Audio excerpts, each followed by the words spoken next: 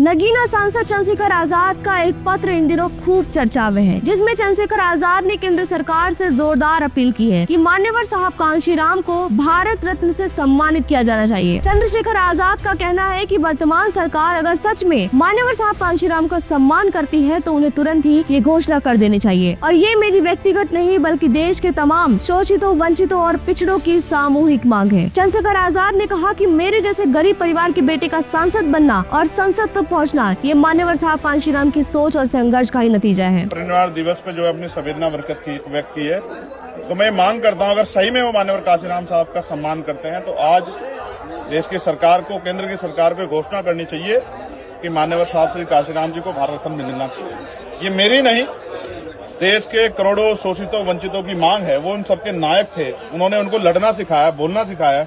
मेरे जैसे गरीब परिवार का व्यक्ति अगर मेंबर ऑफ पार्लियामेंट बना है, इसके पीछे अगर सबसे बड़ा किसी का योगदान है तो वो मान्यवर कांशीराम साहब की सोच का, उस संघर्ष का, इसने मेरे जैसे नौजवान में हिम्मत पैदा की कि हम लोग उनके रास्ते पे चल के गरीबों की आवाज बन सकते हैं, लोकसभा, विधानसभा में जाके उनकी लड़ाई लड़ सकते हैं।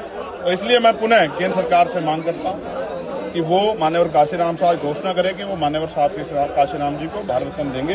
उसके बाद चंद्रशेखर आजाद ने अपने पत्र में भारत सरकार से आग्रह करते हुए कहा कि मान्यवर साहब कांशीराम जी को भारत रत्न से सम्मानित किया जाए ताकि देश उनके अमूल्य योगदान को औपचारिक रूप से स्वीकार करे और सामाजिक परिवर्तन की दिशा में उनके अधूरे सपनों को साकार करने की प्रेरणा मिल सके। इस पर आप सभी की क्या प्रतिक्रिया है, कमेंट बॉक्स में हमें जरूर बताएं।